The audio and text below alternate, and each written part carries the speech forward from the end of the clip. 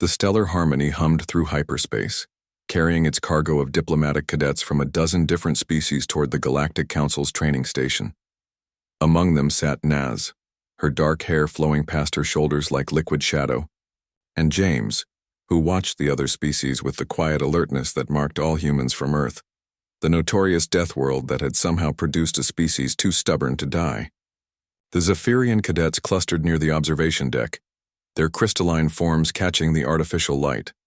Their leader, Veltar, stood nearly 3 meters tall, his body a masterwork of translucent blue minerals that rang like wind chimes when he moved. The sound had been pleasant at first. Now, after 3 days of his constant preening and posturing, it grated on everyone's nerves. "Look at the Deathworlders."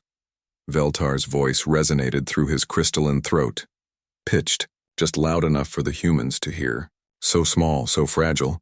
I wonder how they even survived long enough to develop spaceflight. James's jaw tightened, but Naz simply continued reading her tactical analysis reports. She'd grown up in the slums of New Karachi, where survival meant picking your battles carefully. This wasn't worth her attention. Yet. The female especially, Veltar continued, his followers chiming in harmonious agreement. That ridiculous mane. So impractical. On Zephyr we would trim such excess immediately. Veltar, came the warning voice of Teketh, a Mantari diplomat whose 4 arms gestured in universal signs of caution. Perhaps we should focus on our studies instead of nonsense. Veltar's form brightened with amusement. We're here to learn about different species, are we not? I'm simply observing that Deathworld evolution produces curious results. Naz finally looked up from her datapad, meeting Veltar's multifaceted gaze with steady brown eyes. Is there something you wanted to discuss, Cadet Veltar? The way she said his name, perfectly pronounced but somehow stripped of respect, made the other cadets shift uncomfortably. James recognized the tone. He'd heard it before, usually right before someone discovered why humans had earned their reputation. Just admiring your unique aesthetic choices, Veltar replied, his form pulsing with what passed for Zephyrian laughter. Tell me, do all human females grow their fur so long? It seems rather primitive. Hair, Naz corrected, calmly, and I grow it however I choose. How fascinating. On Zephyr we believe form should follow function.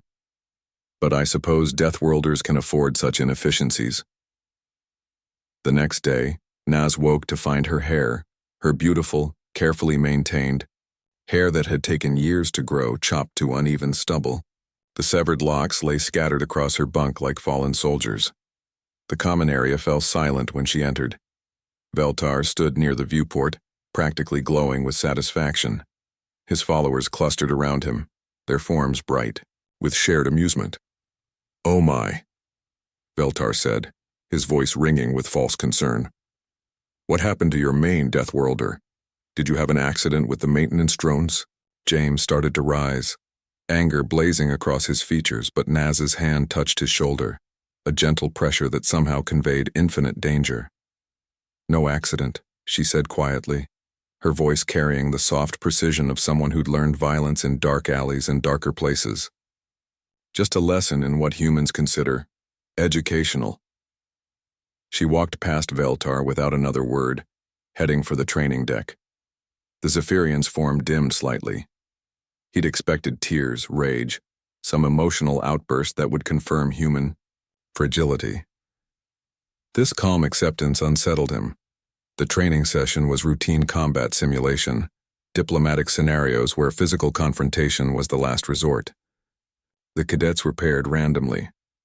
By pure chance, or perhaps the ship's AI had a sense of justice, Naz found herself facing Veltar. "Try not to break too easily, Deathworlder," Veltar chimed as they entered the holographic arena. "I know your kind bruises easily." Naz said nothing. She stood loose and ready, studying her opponent with the focused attention of a predator. Veltar's crystalline form was beautiful, certainly, and probably stronger than a human in raw terms. But beauty and strength weren't everything. The simulation began, a hostage rescue scenario. Veltar charged forward with typical Zephyrian directness, his crystalline fist swinging in wide arcs that could shatter stone. Each missed punch rang like breaking glass.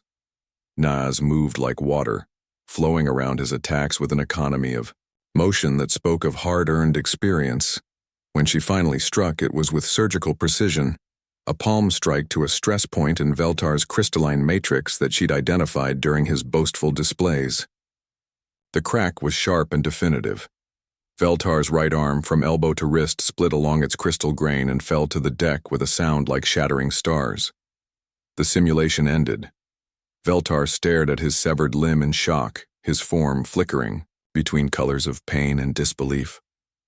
Zephyrians could regenerate, given time and proper mineral intake, but the process was slow and agonizing.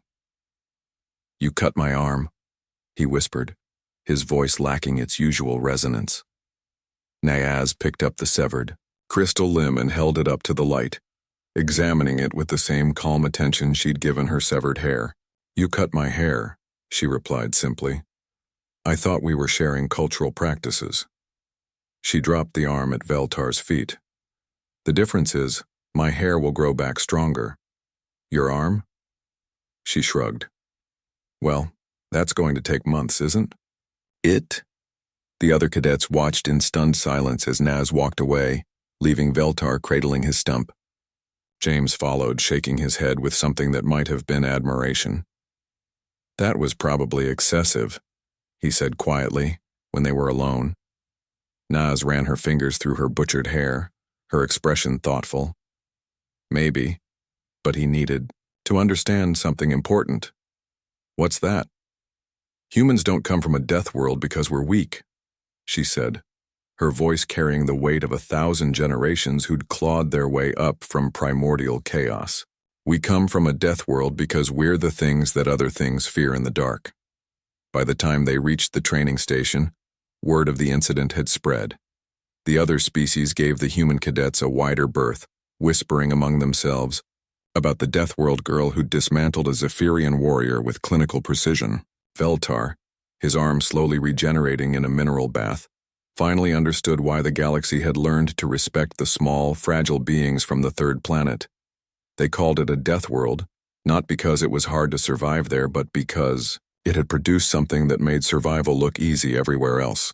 And sometimes the most dangerous lessons came wrapped in the simplest truths.